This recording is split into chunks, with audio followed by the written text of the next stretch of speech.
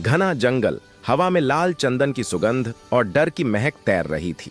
दूर पहाड़ियों के बीच लकड़ी की आरी की आवाजें गूंज रही थी। यह कोई सामान्य जंगल नहीं था, यह था शेषाचलम का लाल साम्राज्य, जहां हर पेड़ की जड़ में खून मिला था।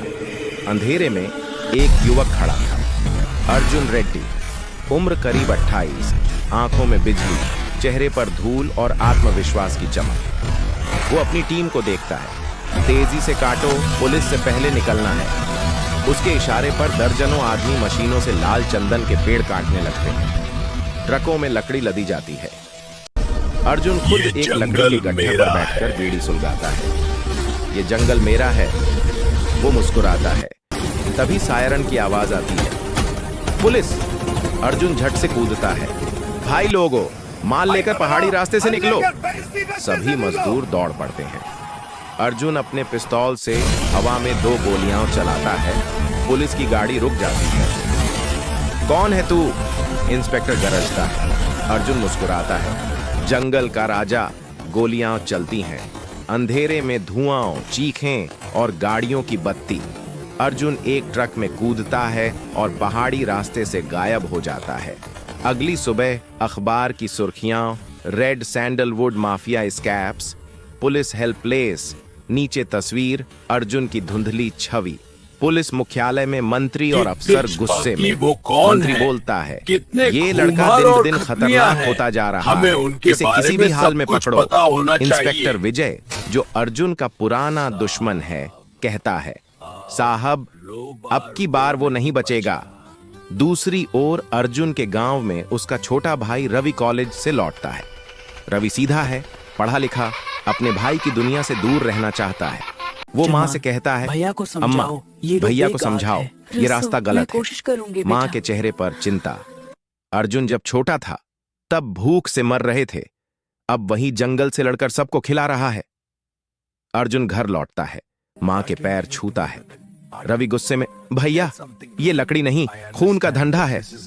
अर्जुन शांत स्वर में, भाई खून से ही तो ये जंगल पला है। दोनों के बीच सन्नाटा। रात में अर्जुन अपने अड्डे पर है।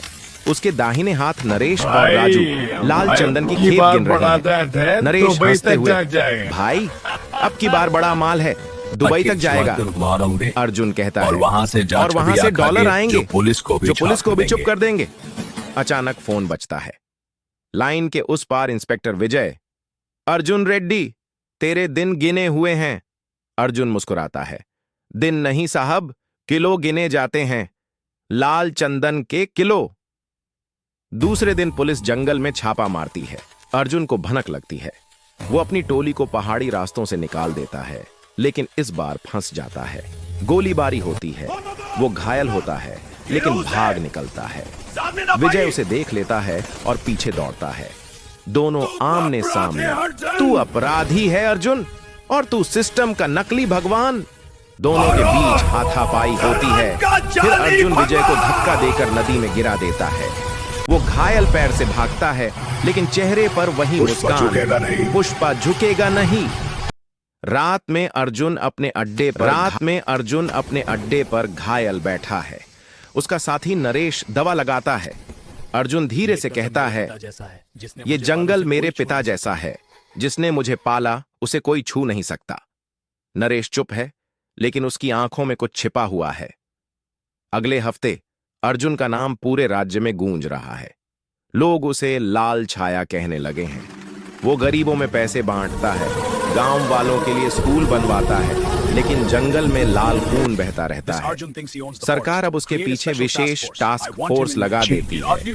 नेता और पुलिस मिलकर उसकी कमर तोड़ने की साजिश रचते हैं। इधर नरेश धीरे धीरे अर्जुन के खिलाफ काम करने लगता है। वो पुलिस को खबरें देने लगता है। रात में अर्जुन को शक होता है। नरेश, तू बदल गया है क्या? नरेश हंसकर कहता है, भाई मैं तेरे साथ हूं। लेकिन उसके मोबाइल में रिकॉर्डिंग चालू है। एक बड़ी खेप तैयार होती है, 20 ट्रक लाल चंदन के। अर्जुन खुद निगरानी करता है। वो कहता है, आज की रात के बाद कोई हमें रोक नहीं पाएगा। लेकिन दूर जंगल में विजय अपनी टीम के साथ तैयार है। वो कहता है, आज लाल जंगल काला होने वाला है। गहराइयों में 20 ट्रकों की कतार चल रही है। अचानक चारों तरफ से गोलियां चलने लगती हैं। नरेश पुलिस को रास्ता बता चुका होता है। अर्जुन चिल्लाता है, भाई लोगों, माल छोड़ दो, जान बचाओ। धमाके, आग और चीखें। नरेश छुपकर विजय को यूएसबी देता है। Good work Naresh. अर्जुन की पूरी नेटवर्क फाइलें। विजय मुस्कुराता है। अब खत्म लाल छाया। अर्जुन घायल होकर पहाड़ी झोपड़ी में गिरता है। खून बहता है। वो बुदबुदाता है, जंगल अब भी मेरा है। गांव में पुलिस छापा डालती है। अर्जुन की मां का दिल टूट जाता है और वो मर जाती है। रवि फूट फूट कर रोता है। अर्जुन जंगल के बीच मां की राख हाथ में लेकर कसम खाता है